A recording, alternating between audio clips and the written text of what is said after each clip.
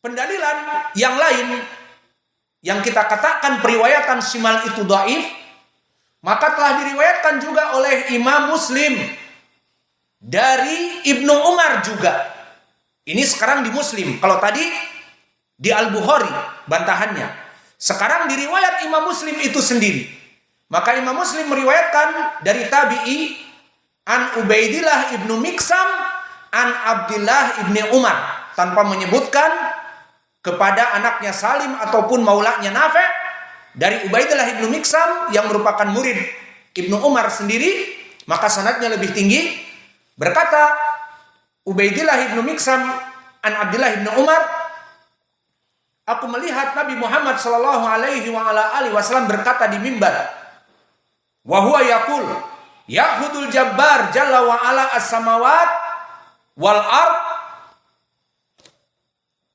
bahwa Allah jalla wa ala dia itu mengambil langit-langit dan bumi biyadaihi, dengan kedua tangannya.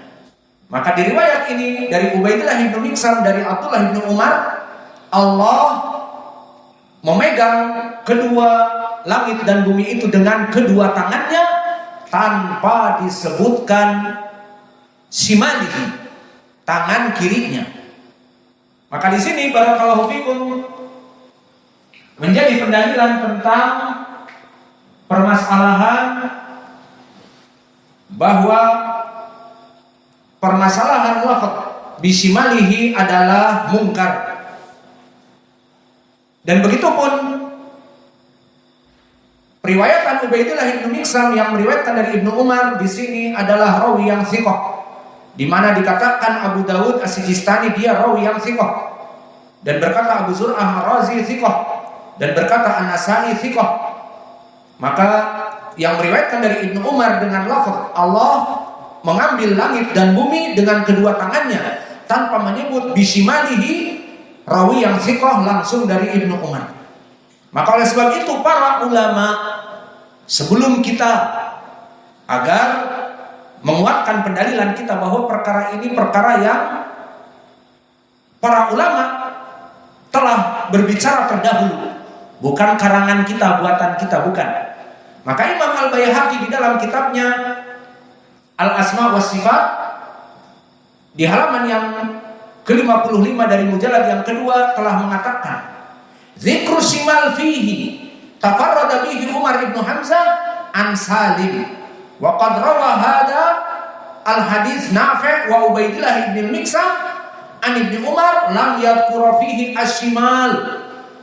Sama seperti yang kami jelaskan tadi, bahwa di riwayat Imam Muslim penyebutan Allah memegang bumi-bumi dengan tangan kirinya berkesendirian Umar ibn Hamzah, yang mana diriwayatkan oleh Imam Muslim dan Al-Bukhari dari jalan Ubaidillah ibn Umar Al-Umari dari Nafi' dari Ibnu Umar, dan dari jalan Ubaidillah ibn Miksam dari Ibnu Umar langsung, tidak menyebutkan ashimal, tangan kiri.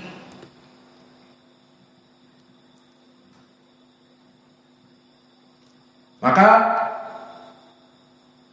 dikatakan oleh Imam Al-Baihaqi wasahih anin nabi sama kilta yadaihi yaminan. Ini hasil dari ucapan Imam Al-Baihaqi, ulama sebelum kita jauh, muridnya Imam Al-Hakim yang hidup sekitar 300-an Hijriah. Dia katakan, maka yang benar hadis kepada Nabi, tangan Allah itu keduanya kanan. Maka ini dari pentarjihan periwayatan bahwa riwayat Imam Muslim adalah riwayat yang dhaif karena berkesendirian Umar ibn Hamzah. Kemudian yang kedua, menjawab dari riwayat yang dikeluarkan tadi oleh Imam Ahmad dari Abi Darda, bahwa Allah menciptakan Adam, maka di saat Allah menciptakan Adam, daraba katfahu al-yumna fa akhraja dzurriyyata bayda ka'annahum adurru, wa daraba katfahu al-yusra fa akhraja dzurriyyah sauda ka'annahum al-humamu. awas dengar hadis ini biar nanti jelas di saat membantah. Maka Allah di saat menciptakan Adam dipukul pundak kanan, keluar keturunan yang putih, dan dipukul pundak yang kiri, keluar keturunan yang hitam. Awas lafaz setelahnya, karena ingin menjadi pendalilan, ada poin pendalilan, wajah pendalilan atau tidak di sini. Setelah Allah memukul pundak kanan, memukul pundak kiri, keluar keturunan yang putih dan keluar keturunan yang hitam, lihat lafaznya. Faqala lilladzi fi yaminihi ilal jannah. Maka berkata Nabi, yang berada di sebelahnya masuk kepada surga. Wala ubali, dan Allah mengatakan aku tidak peduli, semuanya masuk kepada surga. Wa qala lilladzi fi kafihi yusra, dan yang di sebelah kirinya, kata Allah, semuanya di api neraka dan aku tidak peduli. Poin pendalilan di sini, sebelah kirinya yang keturunan hitam masuk kepada api neraka. Saya mau bertanya kepada kalian semua, dibuka mikrofonnya. Domir yang disebutkan lilladzi fi kafihi al-yusra, fi kafihi al-yusra, dan keturunan yang keluar dari sebelah kiri, domirnya yang keluar dari sebelah kirinya, domirnya kembali kepada siapa? Kepada Allah atau kepada Adam? Kepada Adam. Itulah yang benar. Maka di sini tidak ada pendalilan. Di sini katanya tangan Allah. Tidak. Di hadis disebutkan Allah menciptakan Adam. Allah menepuk bagian kanan pundak, keluar keturunan yang putih. Menepuk dengan tangan berikutnya keturunan yang hitam. Kemudian disebutkan di hadis wa qala lilladzi fi kafihi al-yusra, maka berkata kepada yang keluar fi kafihi al-yusra, di sebelah bagian kirinya kepada api neraka. Disebutkan oleh para ulama, ini tidak ada pendalilan tangan Allah kanan dan kiri.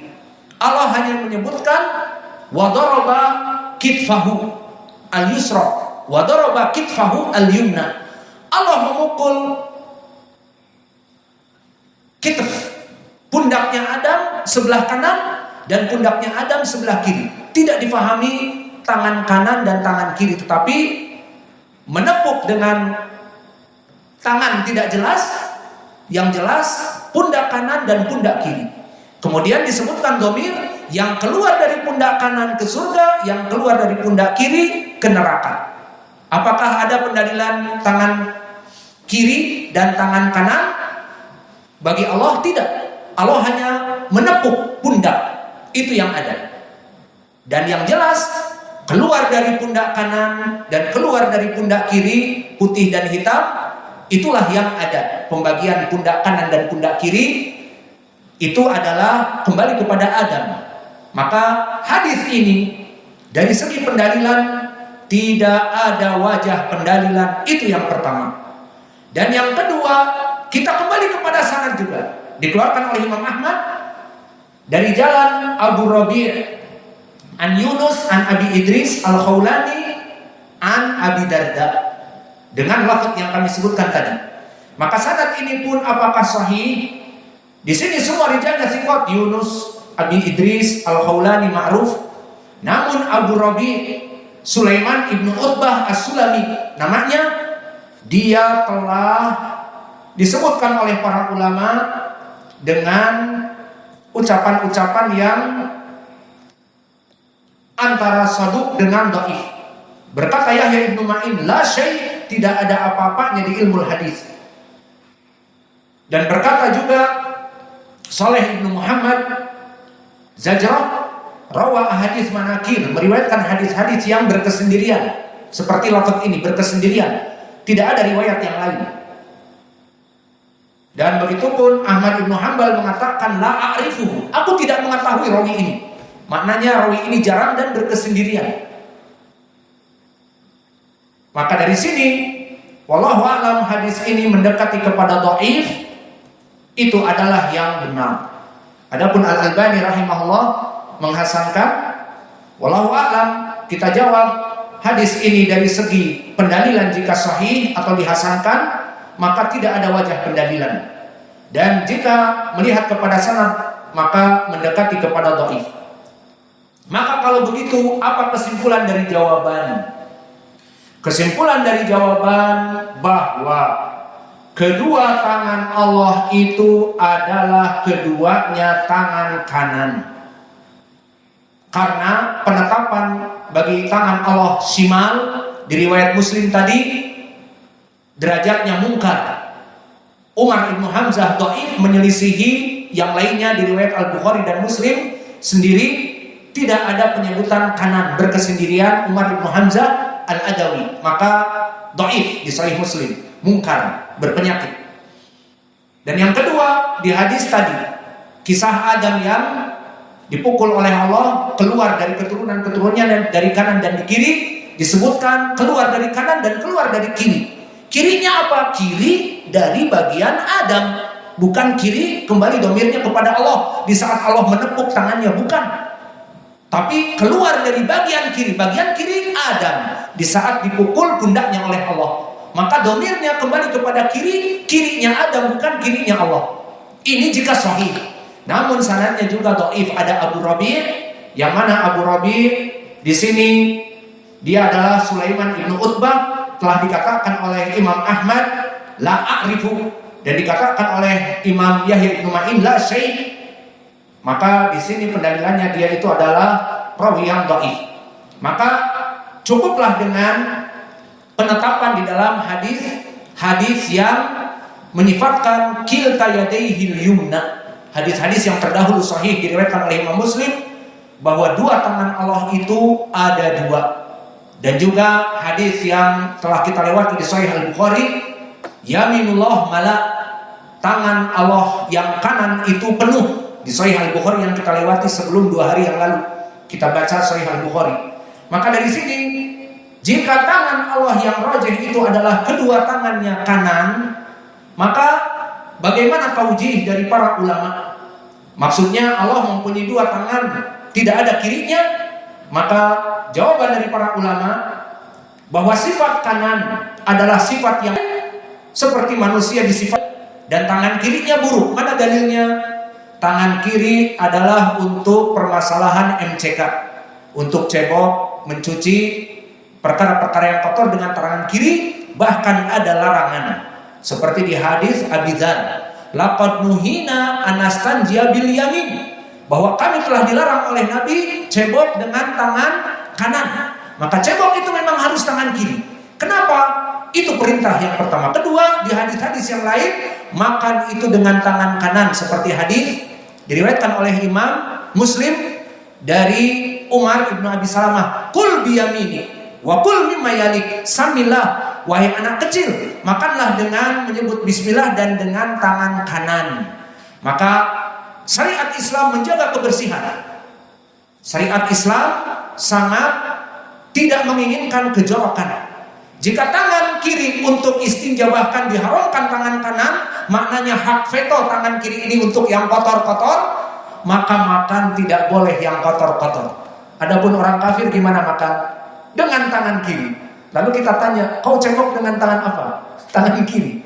Kiri dengan kiri. Karena syaitan menguasai mereka. Islam dilarang makan kanan, cebok dilarang kanan. Kata Abi Dzar di hadis yang marfu, nuhina al-istinja bil yamin, kita dilarang beristinja untuk yamin. Kesimpulannya barakallahu fikum, penyebutan tangan kanan untuk Allah, kata para ulama, adalah mengagungkan sifat tangan Allah. Karena sifat kiri buruk, dan itu terjadi pada manusia, dan Allah lebih mulia.